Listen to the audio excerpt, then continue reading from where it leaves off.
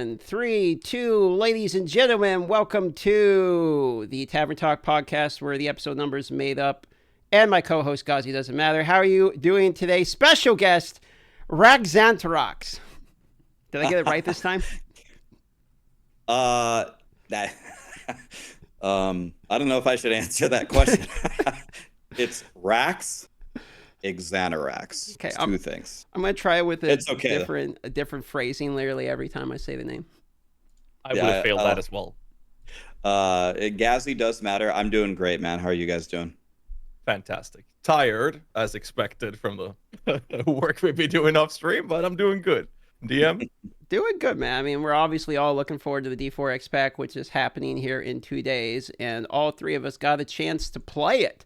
So that's pretty much what the podcast is here today. Just a brief. We're going to do about 1 hour chat talking about the D4 expansion and how we're feeling. So I figure the first thing we probably want to talk about, right, is the first thing in the game. Now, we can't do spoilers, so this will be spoiler-free for the people listening, so we're not going to spoil any storylines or major plot points, anything like that, and we won't show any footage in this either, but we will talk about at least our generic feelings about the campaign. So let's start with the man in blue himself. How did you feel playing through the campaign? So when I went through it, I'm probably not going to have the greatest insight here. I purposely had Netflix on my other monitor because I was skipping the dialogue, I was skipping the cutscenes, I was purposely not paying attention, just hitting the buttons because I wanted to try to have kind of like an authentic experience when it actually launches and try to have some fun there.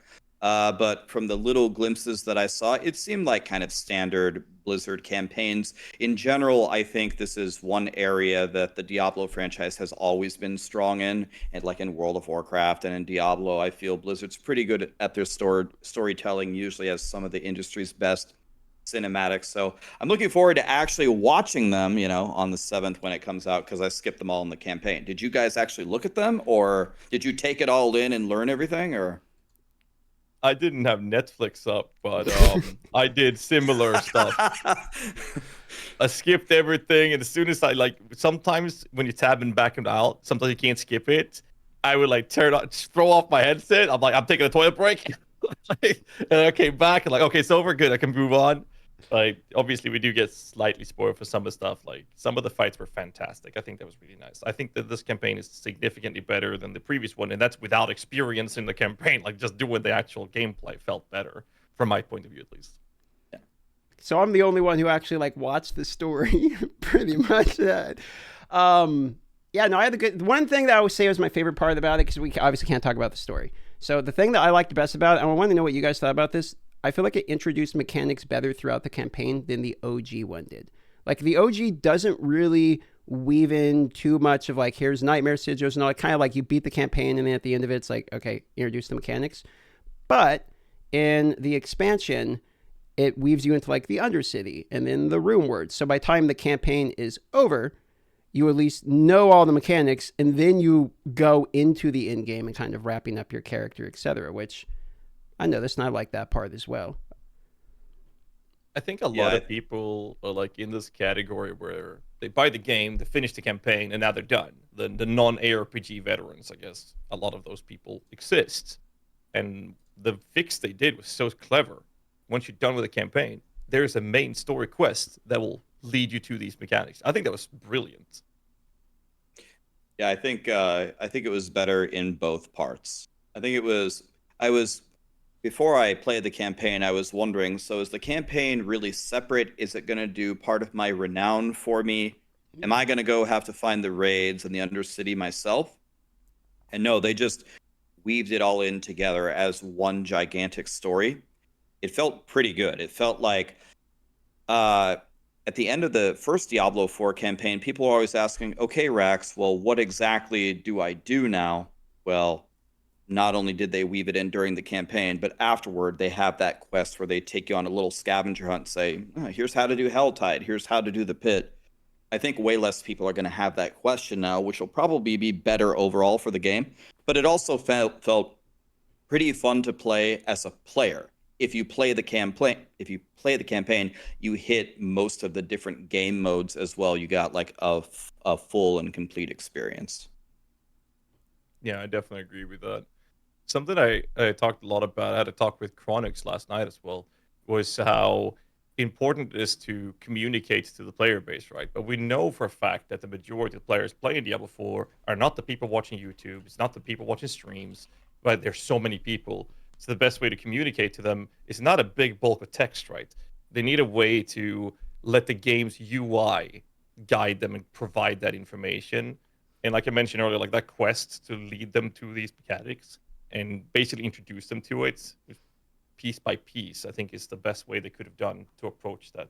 So I'm very excited for it personally, at least. It's the Super Metroid strategy. I know that's one of DM's favorite all-time games. It's Absolutely. when you learn how to wall jump, there's no tutorial. It doesn't tell you how to wall jump. You just see the little critters wall jumping. You're like, I wonder if I can do that. It's the same idea. Mm. Did you guys have a favorite part of the mechanics that were introduced there new? We had the Realms Walker, we had the Undercity, we had the Dark Citadel. I'm sure that's probably one of all of our favorites, but was there a moment that you remember the most from getting your chance to play through it? Well, for me, the thing that I like the most, as you already called out, is the Dark Citadel. So for me personally, so it's a little bit dangerous to say something like this, but I mean, I'm just gonna say it anyway. I like MMOs. I like them. I like WoW. I love Lost Ark. I hate the pay to win aspect of it, but dude, I was born to go play those like really hard like mythic raids. I love that shit, man. I wanted to make it impossible. I want to wipe 7,000 times until I finally clear it. I know that's not a fun experience for a lot of people, but I love that stuff. And I was very happy to see when I went into the raids that I was just dying. I just couldn't do the raid because my build was garbage. I didn't have any tempers. I just didn't re-roll my gear. I didn't have the right gems. I didn't have any Paragon points. I was like, oh, I'll just go do the raid on Torment 1. Oh, no, buddy. You're not doing the raid on Torment 1. You better go get some gear. You better go make a real build. You have to actually understand the mechanics. It's like, oh, I did this and I just died. It just doesn't work. Um, I love that stuff, man. Here's what I'm sick of. Like, let's look at it the other way. I'm sick of just running around and mowing down thousands of enemies with like one button. Like it's Agreed. fun. Like it's fun to do that for like 80-90% of the time when you're playing ARPGs. That's like what you do. But I need something where I take these really powerful builds that I made to go achieve something. So for me, that was really the standout thing of it actually stopped me in my tracks, and I see big potential for what they could build in the future for some super hard content. I think you put it excellently. I'm totally with you on it as well. I also like how the game is like naturally guiding you to this, and it's like showing you a brick wall. This is what you need to overcome, and the game's already introduced you to these other mechanics that you need to engage with to be able to break that wall down. And I think that's really cool as well. But definitely the raid seems fantastic. It's gonna be fun to see like the Dark Citadel in hardcore. We talked about that earlier, me and DM, like with the whole one-shot mechanics if someone dies or DC stuff like that. It's gonna be very cool to see in hardcore. But I think Yeah. that for the the majority of the player base being in softcore, I think that's gonna be a very enjoyable experience for them to go through. And just in general, it just feels like the game went from D4 bad, and it took them a year of progressing their development to becoming much better, and then they made it even better. And now with this expansion, I feel like they've really hit the spot with a good game, and I'm very excited for it. One thing I liked about the expansion was they teach you the mechanics and then layer them on each other. So, like in the first wing, they teach you a mechanic, and then later on that same wing, you learn that mechanic, which you have to do first to lead into another mechanic. And then those two mechanics go into the next wing. And then in that wing, you have to use those to do the next mechanic. And then by the time you go to the final one, you need to know everything that you learned from each of the wings in order to defeat the final challenge. And like kind of like you were saying with the Super Metroid analogy, that was probably my favorite part about it because I feel like you legitimately can go in blind. Like there's guides out there, we all got our own, but like you don't actually have to watch them. The game itself will teach you the step-by-step process. It'll be a little rough if you're going in blind on hardcore. Anyone that manages to do it first shot blind on hardcore, you have my respect. But if you go in and just play the game, you'll actually legitimately be able to learn it. So they did a pretty good job of kind of walking you through that as well. Yeah, and I'll tell you another thing that I love that they did with the Dark Citadel, which really haven't seen in Diablo 4. It's very common in other games, but not really in Diablo 4. So the way to they showed in the campfire chat at the very end that they had that really cool armor set and the really cool mount, and the only way you can get it is by clearing Torment 4 of the raid. And I was like, wait a minute. You guys put like some of the coolest cosmetics not in the shop, and you just have to make a really strong character and work all season and earn it. It's like when you killed, like when the game came out, Uber Lilith was like the hardest challenge, or Nightmare Dungeon 100. And Uber Lilith, a lot of people didn't like it because mechanically, like the hitboxes of the waves or whatever. Um, but it was the only real challenge in the game. And then for killing her, you got essentially no loot, and you got that, in my opinion, the super ugly blood horse, which I have never seen anyone ride around on at all True. because it's stupid as hell. So it's like they finally put some of the best cosmetics and rewards in one of the hardest game modes on the hardest difficulty. So that will motivate me not only to try to achieve it myself, but help others doing it. And by the way, the Dark Citadel's multiplayer, and people like have to go in different wings and do different mechanics.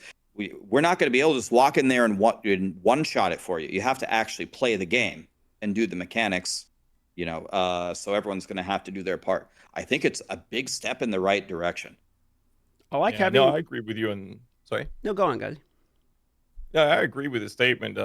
I will say though that the blood horse you got from Uberlith actually fits the thematic of a blood necromancer. So I mean, I did actually use it.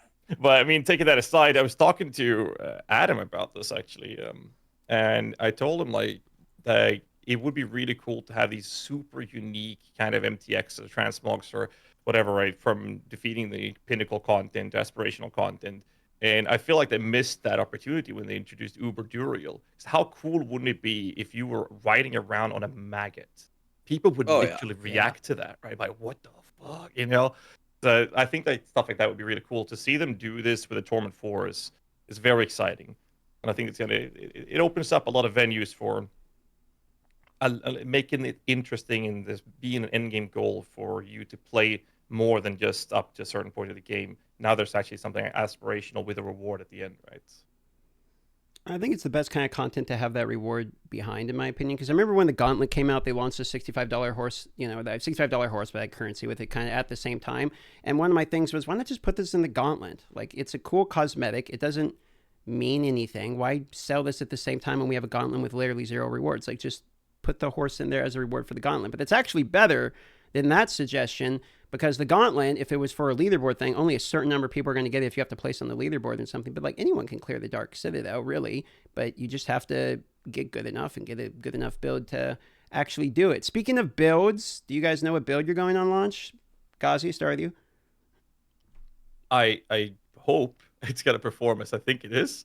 Let's see.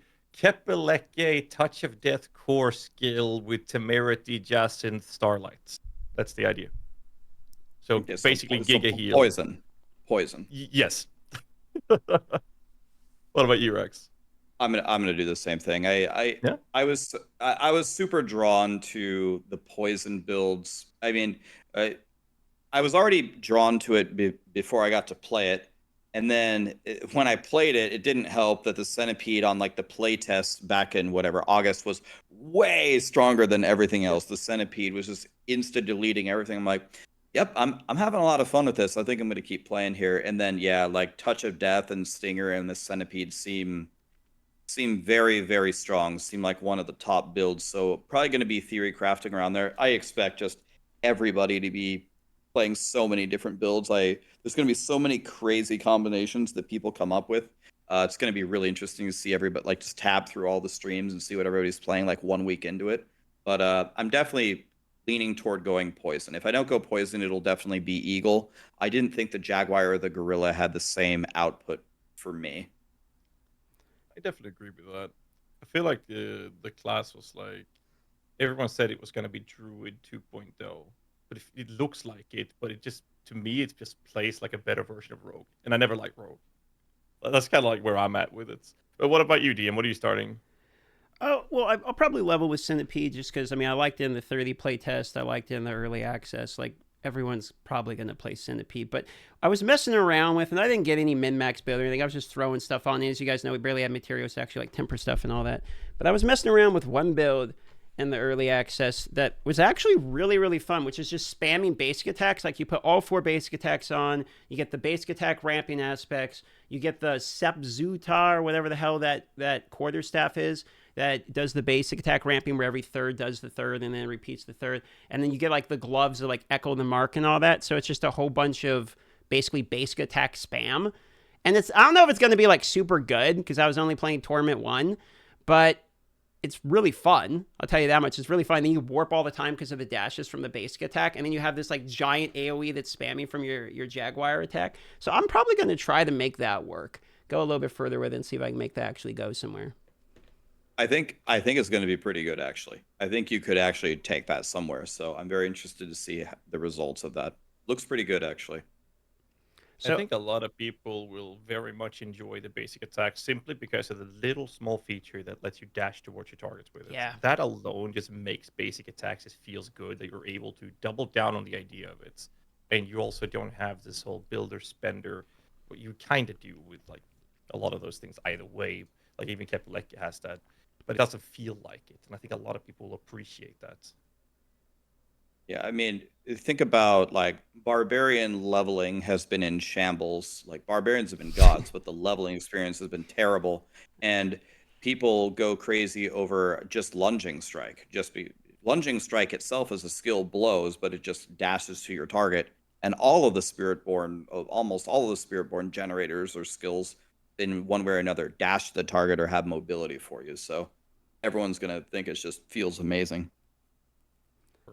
I do have a question for both of you guys, actually. It's been a bit of a topic I've been having consistently, and it's player expectation, right? So we have a large portion of the player base that is not the ones watching YouTube's streams, and they're a very large portion of it. And we as content creators have a tendency of setting a sort of expectation on the people that are or to our audience, where we do the hardest content ever very quickly because we're blasting 30-hour streams or whatever, right? We get there really quickly and we go Torment 4 and all those things, right? But they've also clearly stated that Torment 1 is where you can do everything in the entire game. And also from what I saw from the people that really blasted the review was that most people actually stayed in tier 3 farming. So I think the question that I'm trying to get to is, where would the bar be for what is determined to be a good build? Are we talking about a build that can clear tier 2, tier 3, or would we end up in this expectation zone where only builds that are considered good are the ones able to clear tier 4? Because I don't think all builds will be able to do that. I mean, that's a very awesome theoretical, philosophical question. I think no matter how we define it, people will have, essentially, as you kind of alluded to in your question, people have their own expectations of, if they put Torment 4 in the game, then I should be able to farm Torment 4. There are a lot of people that I hear that say, oh, you unlock Penitent at level 1? I'm playing Penitent at level 1. Good luck with that. Good luck playing Penitent at level 1 with nothing. Good luck. You're going to be going to the statue and lowering it pretty much immediately. So I would approach this question from like, which would I prefer?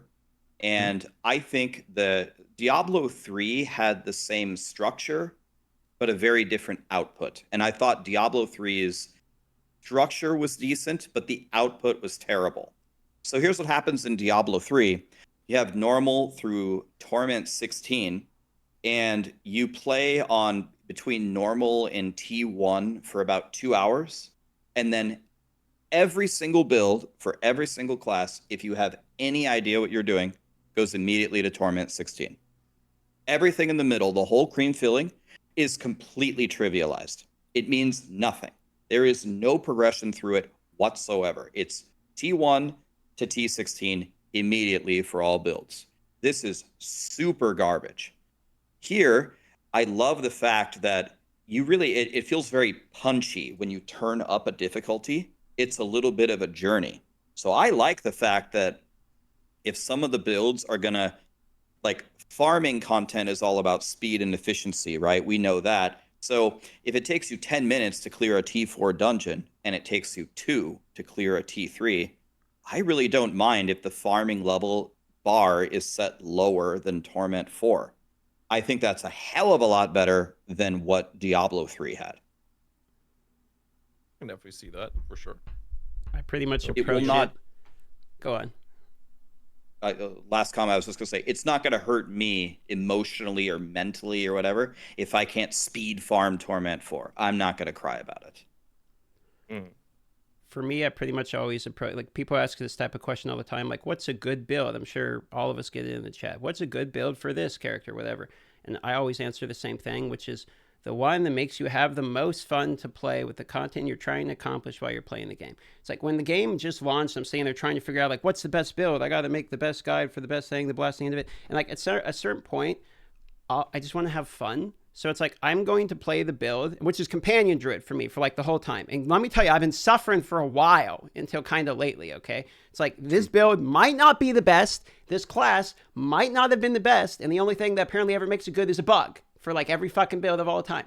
But I'm going to play it literally anyway, because that's why I want to play. So it's play the fucking build that you want to play. Stop worrying about, is this build 5% better? If you can beat the content you want to beat, just do that. If you're a competitive person and you have to clear tier 4 because you want the cosmetics of it, just, you know, probably play Spiritborn Centipede like everyone who's going to be fucking blasting all the way to tier 4. And what they're hitting billions of damage post stat squish is what I'm seeing from people that I saw Lucky's build. He was ridiculous. He was like one tapping stuff. So, you know, shout out to the boys. I'm sure Centipede Spiritborn's going to be pretty fun. But for me, I'm just going to have fun. With the bug though.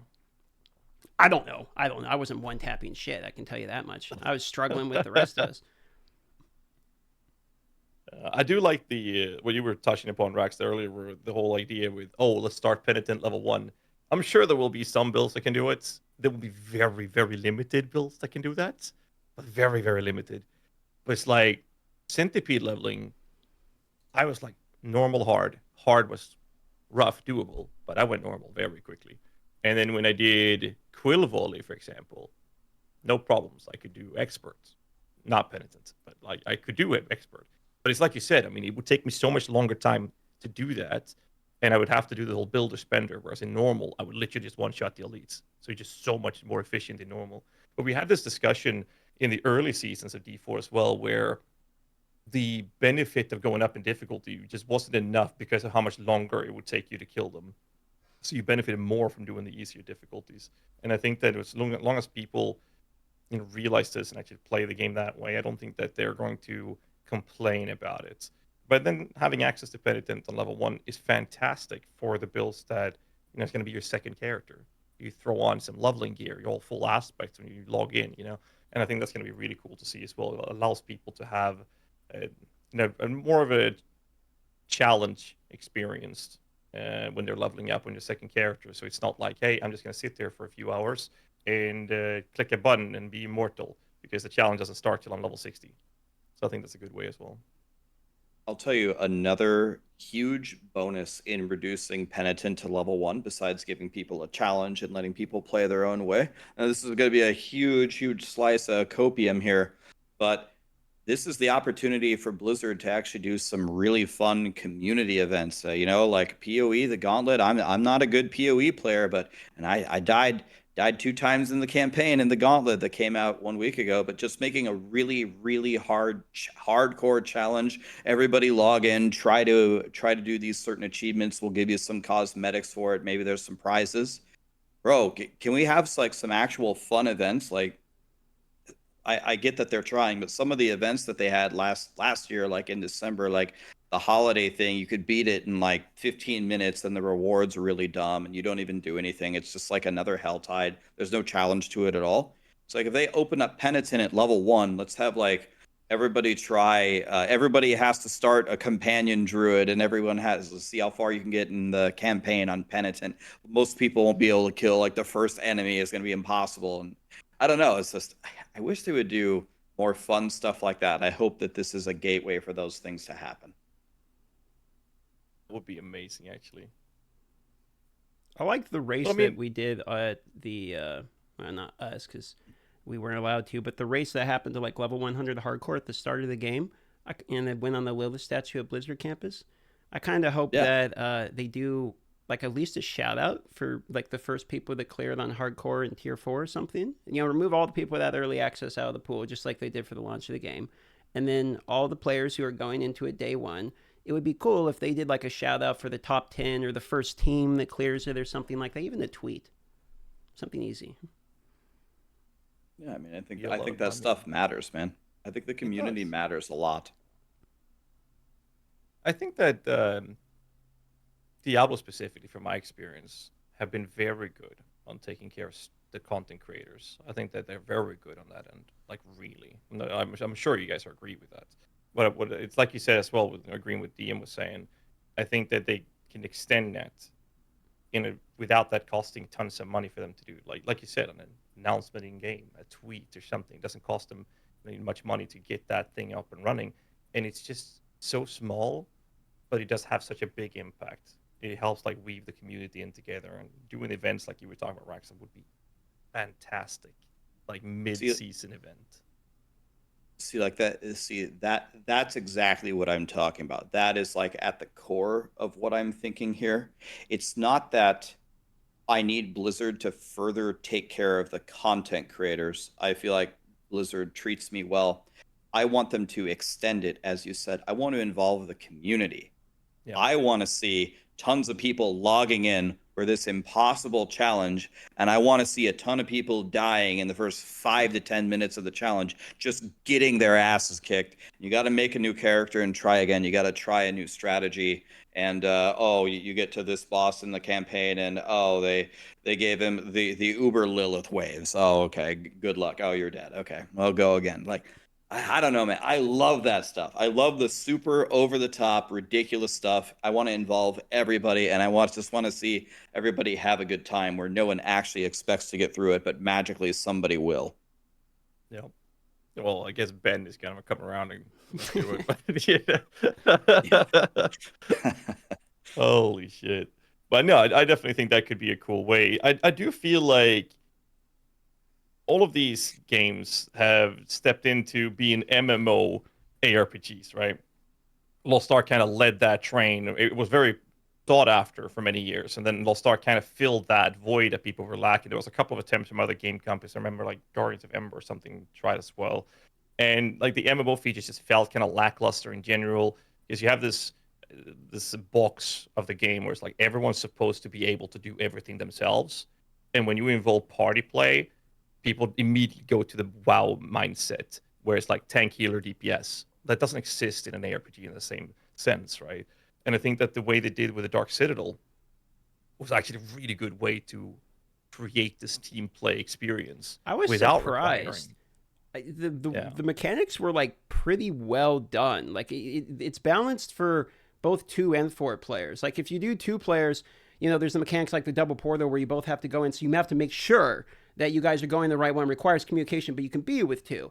There's some more room for air with 4 people, which makes sense, but you can also do it with 2. It's just slightly requires more communication. And the way they, like I was explaining earlier, the way they teach you the mechanics is they stack upon each other until like kind of goes to the ultimate challenge at the end. I was really surprised with the Dark Citadel. I played it with Riker and Lucky, was like my first experience going into it. And honestly, when I went into it, I expected a tank and spank, like gauntlet. You go through, here's fucking Tomb Lord, you kill Tomb Lord, then you kill like the tutorial boss, and you know, congratulations, gauntlet's over. But I was like, wait, this is an actual mechanic. I have to like stand here and do this thing and then go somewhere else and do this other thing, wait for the teammate, and where it splits up and you each kind of go your own way, like it's Portal 2. I really was surprised with that, to be honest. Yeah, and I mean, pleasantly. Oh, go ahead.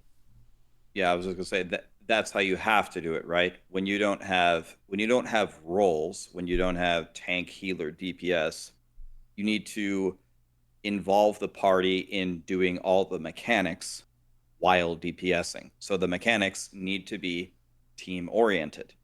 And lo and behold, here we are, finally the first version of that. The thing is, for me, kind of to add to something that DM said, the mechanics themselves felt pretty good on the raids. And so this is their first try. How did the first try go with the Abattoir of Zir? Well, it was pretty terrible. True. How did the first try go with the Gauntlet? It was pretty bad. I have done 2 Gauntlet runs ever. in my entire Diablo 4 career. And I played Diablo 4 a lot. Um, this was one of the first game modes I walked in. And I said, "Oh, this is actually pretty fun from the start." So if they continue to evolve it and build up the mechanics and build up the rewards and see what kind of ideas they can get, they should go talk to the WoW team to see what ideas they can get from them. I just watched the Race to World First that I think Liquid won, but it it feels good to go into a game mode I haven't played before and actually like it from the beginning. Yeah. Yeah. It's arguable. I If also it's like the first mechanic that feels like they did get it right from the beginning. Like you go in, it's like, yeah, I don't really think there's a lot to change. I will argue that one of the best additions they made was phasing the bosses. So it's like you can only do 1/3 of the HP, and then no, he's immune, because there is a boss in which it does not have that portion of it. And what happened was Lucky was way stronger than me and Riker. So we go in and he literally one shots the boss, and we weren't even aware it had mechanics until me and Riker ran it back and did it as a duo, and then we're like, oh, there's like actually something you have to do here, because the maze one where you go through the maze with the barrier, Lucky literally one shot the boss. So it was all the other ones you can't do that. Like there's phases in which you are hard required to do the mechanics. And I was thinking about it later, and it's like, okay, in the game where you basically more or less can infinitely scale your damage to just shit on everything in the game, you have to hard lock it.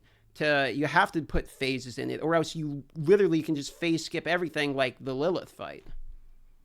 Yeah. No, I definitely agree with that. I know a lot of people are very anti the whole idea of immunity phases. I feel like the only way in a game such as an ARPG to create a scenario where you actually have to engage with the boss's mechanics is to have immunity phases, because you will eventually get to the point where you're just one-shotting everything. That's kind of the idea. Like you're just scaling your power up, up, and you just one-shot things. Even PoE has that issue to some degree as well, where the Uber bosses prevents that for most builds. And I think that's a really good way to do it. That makes the fight itself unique and entertaining, rather than you're going in and hitting a loot pinata, right? Yeah, I would say on boss phasing, I would say there are people that really like it, so you have to engage the mechanics. There are people that don't want it at all. When you get the super powerful build, you just get to one shot the boss. I'm very much in the middle, and for me, a boss fight that feels very, very well tuned in terms of the amount of phasing that they have and the amount of mechanics that you can, let's say, skip via your power is Maven. So for me, Maven, when you get like, I haven't fought her too many times, but when I got a super powerful build, all like the mechanics in like the first phase, I just hit her so hard that I barely had to dodge any of them because she went to the next phase. But then more or less at some point you're going to have to do at least one memory game to make it through the boss. And I thought this is a pretty good balance. Like you're not going to get away really with getting through Maven without at least doing a memory game. But as you get way stronger, the fight did get way easier because I got to skip some of her non-critical mechanics. So I always prefer a balance. If you are phasing the boss for every single little mechanic that they have to do, and you're making me do like 5 to 6 mandatory things for not a super endgame pinnacle boss, I think that's annoying as hell. But if they have a core thing that you have to solve every time that you fight it, I feel that that's a good thing that you shouldn't be able to skip. I'm totally with you on that one. Speaking of core mechanics you can't really skip, how'd you feel about the Realm Walker? Liked it. I thought it was super boring. Yeah, Boring. I'm just gonna be honest. Yeah, I thought, in my opinion, it's one of the worst seasonal mechanics. I'm not just trying to shit, because I actually like the expansion, but the season 6 is kind of separate the mechanic. It kind of felt to me like the expansion's launching, so let's just release like a mid-season, because all of the focus and hype is on the expansion, so we can kind of just do something boring. Here's how I correlate it. If you're playing World of Warcraft, what's the worst quest you can get? What's the worst kind of quest you can get? Betty lost 5 apples. Go kill this dragon in this cave. The worst kind of quest is escort. Follow this cart to the end of the road. I mean, I can't do it, man. I hate them. It's not a 0 out of 10. It's a -5 out of 10. Following along the Realm Walker as he spawns 5 monsters and he makes 10 pit stops.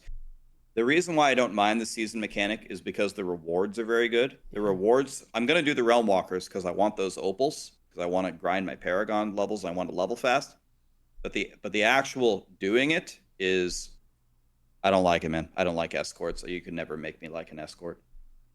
I'm on the opposite side of it. Like when you describe it that way, I can definitely see that.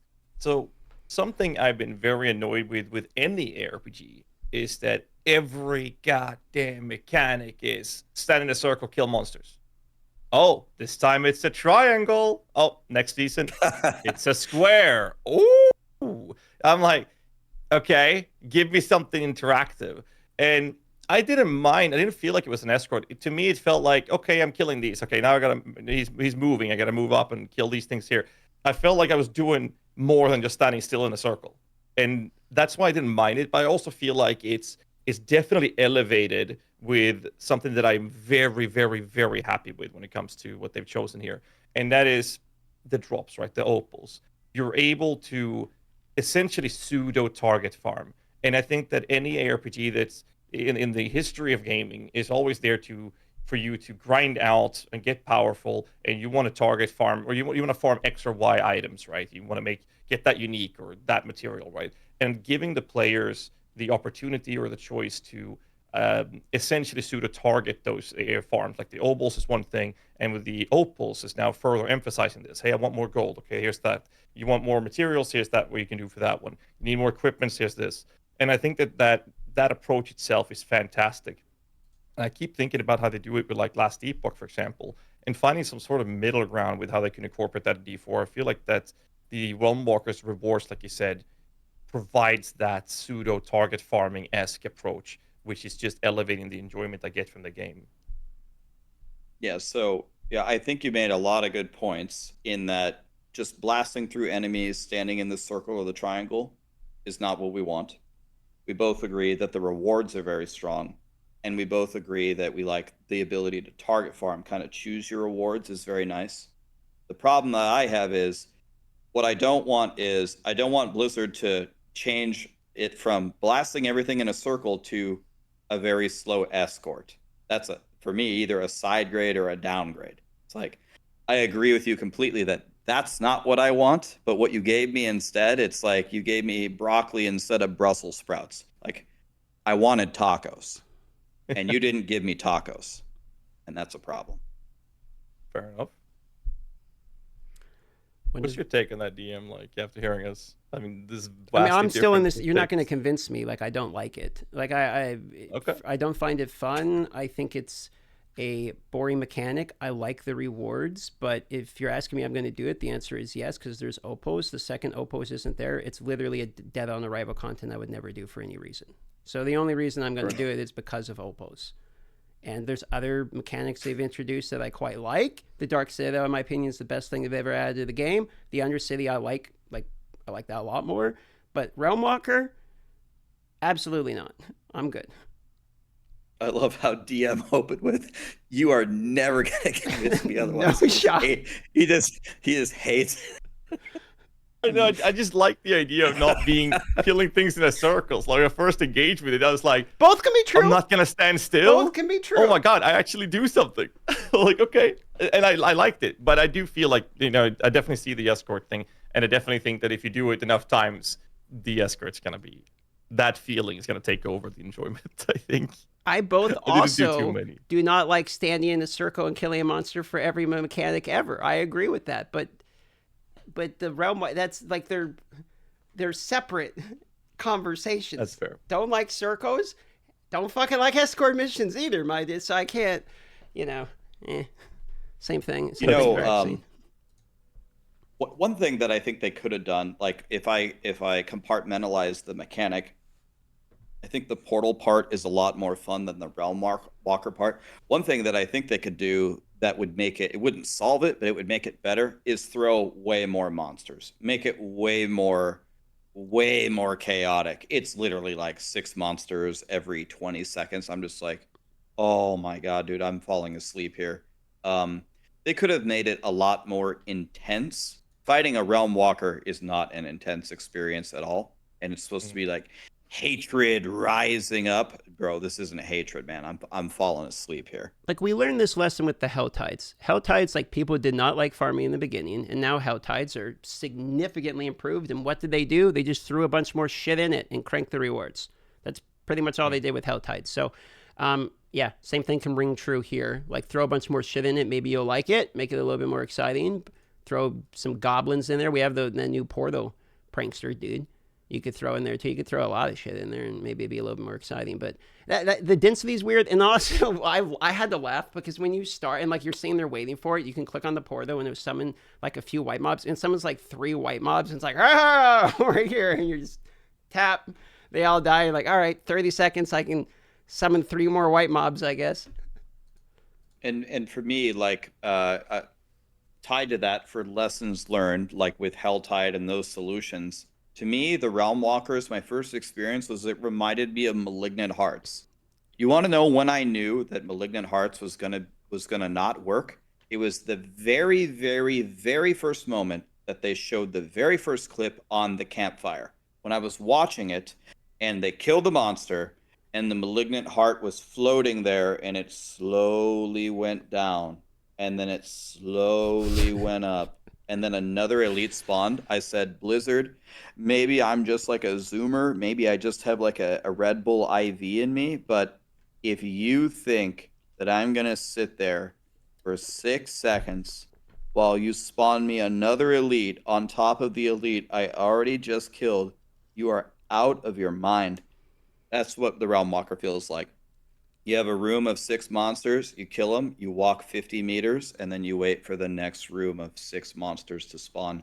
I really wish that they would abolish anything like this, not just in this season, not just in Diablo 4, from every game that they ever make for the rest of their lives. I despise it more than anything. Dude, you did this video at the launch of D4 that I watched, and I was dying laughing at, called like a Blizzard, please stop slowing me down. And you're talking about like I have to open the fucking doors, and then there's these mechanics, and I'm waiting for these stupid prisoners to like take a shower and hurry up or something. Like everyone's taking fucking forever. I remember watching that video and being like, yep, it's true. You're having to wait all the time. I mean, I recognize maybe it's a me problem, no, not only like personality wise, but also just, I guess the squeaky wheel gets the grease. I just keep complaining about it, but I have to feel like I'm not the only one feeling this way. I mean, the comments on it were like, "That, please, Rax, keep complaining, please." Okay, I'm gonna try my best. Feels like, yeah, complaining and D4 has been going hand in hand for a year now, though. And I feel like they're actually turning the game out to be really good now. Like, it's getting really good. And they're heading in a very good direction. Sure, it took them a year, but they're really going there. But the masses are still, they're outside the doors with their signs screaming D4 bad still, Like, okay, I mean, sure, we can nitpick and we complain about certain things, but it's not like we are complaining about the general majority of the game anymore. We're at a point where it's like the game's good. Like, the game's actually good now. Like, log in, and then you can complain about the smaller stuff. Like, that's how I feel right now. Yeah, so this is it's an ongoing, it's like an ongoing, like almost philosophical debate about what has happened with Diablo 4, right? So people pay a lot of money for a AAA game, and I have a list here. It's 1.5 pages long about all the things that the game was missing in like core fundamental things that the game either was completely missing at the start or it was just completely retuned and they had to redo it. Resistances, Helltide, the open world, the horse, moving the vendors in the town. I mean, you guys know, you guys were there, like for literally everything. Now, they spent a year fixing it, and now the expansion adds a nice level of polish. So the game, at a minimum, even for the people that hate Diablo 4 more than anything, it feels a lot better.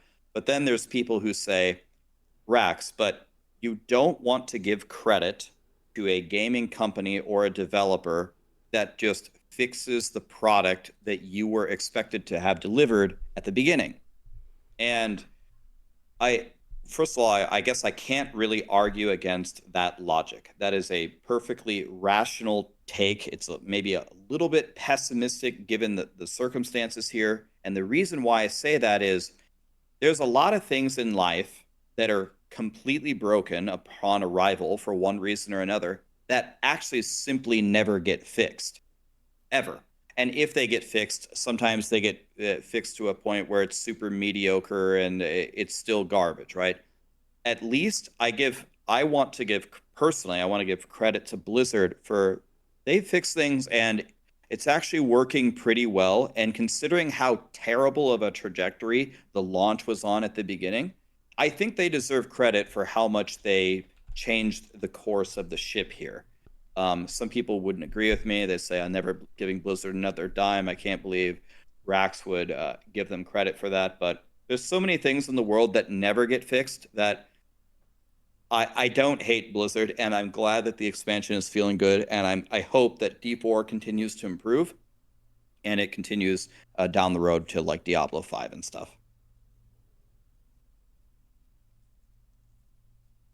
I'm definitely with you in that part. I feel like turning the ship around is a good way to put it. I really do. Like, it was a really bad start. Like, really, really, really bad. But they've done a good job with it. Moving forward, I mean, the seasonal mechanic, like we talked about, it's not the best. Rewards are good. I think that's really nice. I wonder how much they would like to keep of their league mechanics as a core game moving forward. Like, should Realm Walkers, in whatever capacity, be something that should be as a core mechanic in the game moving forward? Is that something that would benefit them? Because I feel like something that they've done really good with with expansion is allowing in-game aspirational content, like we talked about with the tournament difficulties, and combining that with the fact that there's a large variety of in-game activities you can choose to engage with, which was really needed for the end game. And I feel like we're there, at least the start of that, with the new expansion.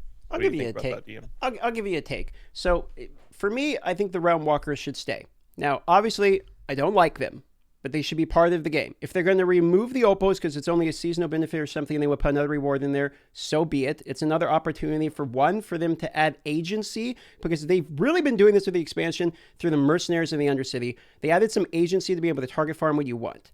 And I like that. I like the ability to be able to be like, I'm looking for this, and you can kind of target farm what you're looking for or aspects you miss. I think that's cool. Removes a little bit of like you trying to find that greater affix necklace or something that takes you fucking forever. So I like that. The other thing it doesn't solve it, but it's an addition to, is the game was pitched from the beginning as an open world. The biggest difference between D4 and the other Diablos is it's a giant open world in which you see the other players, and it's supposed to be a living, breathing world. The one thing I do like about Realms Walkers, as opposed to like the Malignant Tunnels before, is it is an open world event. It's something that's happening on the world. It's a reason for people to go and gather at something, and it's actually another activity that is ongoing and makes the world a little bit more exist, as opposed to, let me go into the Undercity, which is an instance, let me go to the Dark Citadel with an instance, let me go to a dungeon, which is an instance, let me go to the pits, which is an instance, let me go to the Gauntlet, which is an instance. So it's actually something that happens on the world that was the fucking major difference of the game to begin with. So I think if they continue to stack those, even if they're not all like ideally 100% the best implementation, put more things on the open world, in my opinion, is good. So I think, again, we're getting into all the really hard questions here. I think this is a question that is very hard to answer. It's like you're going through a minefield. I think there are a ton of ways that you could easily ruin your game by doing the wrong things here about what seasonal mechanics you keep and which ones you don't. In general, I think it's like a quality over quantity thing.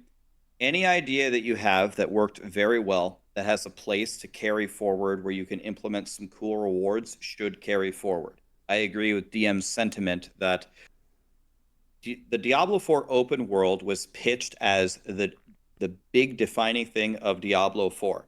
When it launched, the open world was the thing that was probably the worst part about it, because of the horse and the barricades. Agreed. And all these you can't port to Nightmare Dungeons.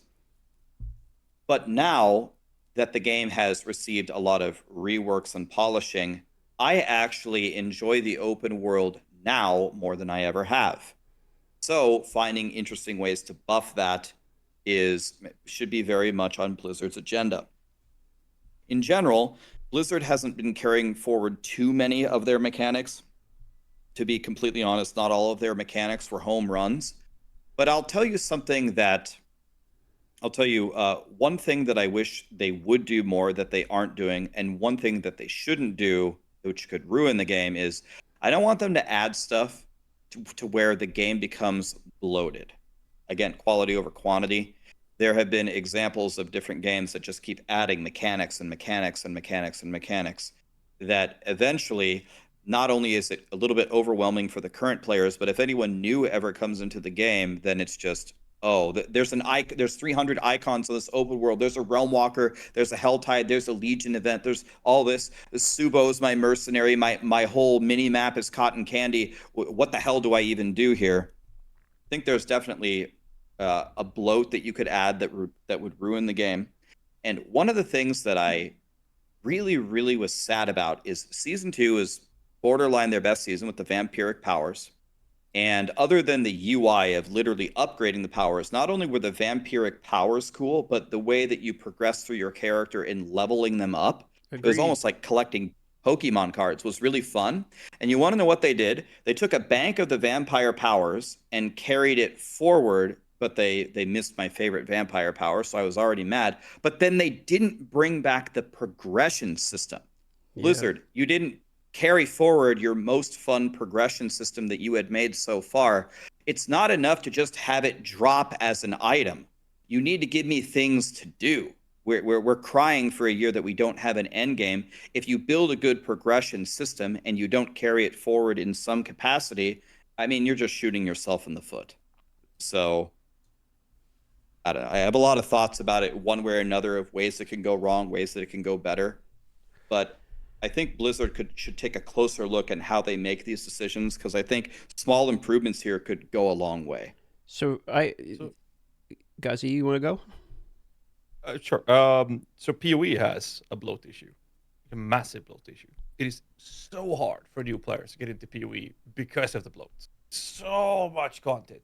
And then they had this brilliant fix to it, which was the Atlas passive tree, right? Where you could navigate and decide, I want to engage with this and this. So you get more of that. I don't want to engage with this and this and this. So I disable those.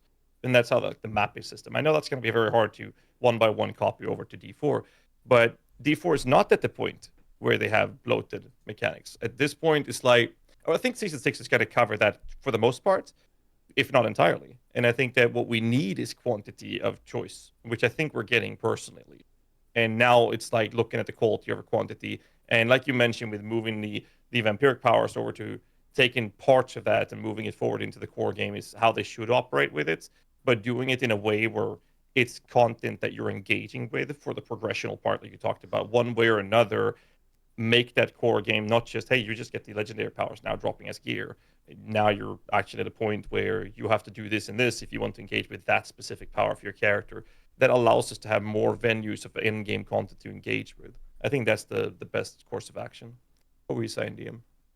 I was just going to say I recently experienced this issue. So Rex is talking about a new person can join the game and there can be a bunch of bloat and like overwhelming. I just had this feeling when I launched Throne of Liberty. So Throne of Liberty, the new MMO, has, I counted 36 different menus. So when you click the button, it has 36 different buttons you can push to open an entirely new menu. And it's basically you're looking at an Excel spreadsheet. But then I realized all of these systems are not too bad. It's a UI failure. So what I think a lot of times can happen is it's the presentation and flow of introducing the mechanics that can be a failure. I think PoE, that's where they tend to fail. Like they teach you, here, put the skill gem in and all that. And then it's just like, good luck. They never even mention any of the other mechanics or anything throughout the game. So it can be highly overwhelming. But when you go into each of the mechanics, they're not really that complicated. Like it's Blight. You click on a button, you make a tower. So it's like, I kind of agree with GHAZZY that we need quantity, but also the bloat issue is very true for me, specifically from a UI point of view. And I don't know if Diablo has too much of a UI issue. One of the things that I liked about Season 2, since we're using that as an example, is I think it was pretty easy to tell. Like you just have the 3 little icons. You have to have this many of the skulls, this many of the cups or whatever. You just put it in one of the 5. Oh, I need more cups. There's more cups on the item or something like that. And the one UI that was annoying, that we all agree was annoying, was when you're leveling up the vampire powers, right? So, and that is because the UI, in my opinion, was not that great. It's like, go, you click on the thing, you click it a million times, you just have to navigate through these menus a million times. So I feel like the bloat issue can be somewhat alleviated if it's smoothly introduced and it's not a dog shit UI. Otherwise, the overwhelming UI can be quite bad in MMOs that have a million different systems. I think you have a very fair point with what you're saying. We talk about this a lot. I mentioned it earlier as well. Like most people playing the game, they don't watch streams, they don't read the patch notes, they don't watch YouTube videos, and that's fine. But we have to remember that's the majority of the player base. And in a game like Diablo, with that is so big, with so many players playing, it's important for the game to communicate and inform the player of XYZ, like what they're expected to do, what their progression is supposed to do, where they're supposed to do what, and when and where, right? And all of those things cannot be a block of text. I mean, Brax, you know from guides, people don't read them. They go in, they check, like a D4, they will go into the guide, they check the powers, they check the skill tree, they check the paragon. They didn't read a single word the guy writer wrote.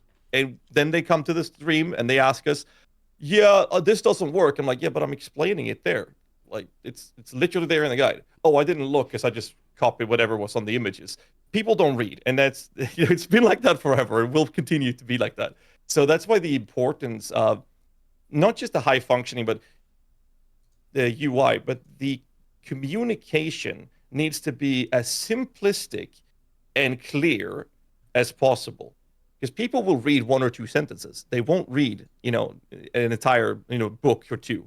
One and a half A4 pages or whatever you had with complaints tracks. Right? People are not going to read that, but if you present it, here's an image like you mentioned with the cups. Oh, you have this many cups. Okay, but there's cups there. Now I know I need that many. Like that UI importance. I don't think people give enough credit to well-designed UIs because it just feels natural, right? Yeah, so I agree with a lot of what you guys are saying. So to take those ideas and kind of wrap them up into a summary here. So in the Diablo 4 campaign in Season 6, there are quite a few activities you could do. You can do the raid, you can do the Undercity, you can do Helltide, you can do the Pit, you can do a Nightmare Dungeon. We're finally at a point, you can do a Realm Walker. There's quite a bit of activities. Blizzard does a very excellent job of not only kind of luring you to them without you really realizing it, but when you go into the dungeon, I like what Blizzard did here. They have this box that pops up and it's got 3 little hints. It'll be like Kurast Undercity. You start with a low timer. Kill stuff to build your timer. Build rewards, kill the boss at the end. I think that's about the right amount of hand holding. When I think about optimal game design, the ultimate level that you could reach would be, again, to go back to one of the GOATs, Super Metroid. Super Metroid has no tutorials. It doesn't tell you how to fire your gun. It doesn't tell you how to be a morph ball. It doesn't tell you how to lay a bomb. Or actually, it does tell you how to lay a bomb. It doesn't tell you how to wall jump. It doesn't tell you jack shit. It doesn't tell you anything. But yet you can figure it out so easily. But the problem here is that doesn't work in an ARPG with a lot of mechanics. We can't go completely Super Metroid strategy. You got to give them something. And this is where what DM was talking about. This is what PoE does not do at all. So what they do is they do the Super Metroid strategy. As you're going through the acts, you will see an Alva Temple. You will see a Syndicate or whatever it's called. You will see them, but it gives you literally nothing. It does not tell you anything. And PoE is such a mechanic-heavy, complicated game that if you don't give the new players anything to explain, absolutely nothing, it actually, I think, is hurting you more than it's helping you, even though the Super Metroid design is the best. I don't think that works in a game with so many mechanics. It works in Super Metroid because there's 8 mechanics. Screw attack, super missile, power bomb, grapple beam, and you're done. PoE has 500 mechanics. The new players need some help. I think PoE 2 is going to do a very good job in fixing that specific issue. like it's so much more new player friendly, and I think that D4 is very good at what they're doing on that aspect as well. There are some improvements to be made on some aspects of it, but it is a very easy game to get into. And I think that the changes for season 6 that we talked about, you're done with the campaign, you are going to be led down the road to engage with these in-game mechanics and these other contents and events that you can engage with. It's just showing you that in a very effective way. I like it. I like it very much, actually. Can I make a super bold hot take that you guys might not agree with? Yes. I think in these video games, the new player experience is probably the most important thing in the game. Like, I'm a blaster. I don't care how hard you make PoE or PoE2 on me. I don't care. I will figure it out. And what I care about as an individual is how good is your end game, because I want to blast health compromising degenerate hours into your game. But even despite that being my own personal thing that I care about, when the new players can't engage with your game and they're confused, I think you've lost the battle before it's even begun. I think this is so important that I would dare say it's the most important aspect of the game out of anything. I agree. I think even I agree. Path of Exile, GGG agrees with this, because some of the most additional things they're adding to it are things like videos explaining mechanics, because they realize what GHAZZY was saying, that people don't read. So they actually have now little, when you hover over something, like it will have a little video snippet showing you what that skill looks like or the mechanic looks like, which I think is a nice addition as well. We're getting close to the top of the hour here. We said we'd only keep you an hour, so I wanted to give you a chance. You're doing a subathon here coming up. It's your first subathon you're launching on, it starts October 7th, yeah? Yeah, I mean, I don't really like talking about myself in front of you guys. That you guys are gonna have your own streams, guys. Give the subs to GHAZZY and DM. But yeah, I've never done a subathon before, because subathons are usually tied to time, where you donate subs and the time goes up and you blast. Bro, I'm not fooling. I'm gonna blast anyway. I'm a loser. I got nothing else to do. I'm gonna be blasting the whole time. So my subathon is gonna be much more about the people that have been asking me to do stuff that I hate. Like, I hate Taco Bell. I hate it. I'll order the whole menu and we'll try it, and I don't know, we'll hate it together. And I'll order sushi. I don't like sushi. But whatever. I'll order the best sushi and I'll try it and whatever. So yeah, we'll try it. I've never done one. I probably never will do another one again. One of them is going to be take off the hoodie. People really care about that. So people really care about that. So I'm curious. So me and DM, I believe, we're both doing also subathon, but not for D4. We're doing Yeah, for not PoE2. D4, no. Yeah. But I am curious. So I've done one before, and I told DM about one thing before he did his first. Rax, when you need to sleep, will you do that like on stream with sound and stuff like that on, or what's the plan there? Don't do that. It's Like, is that the plan that you're having?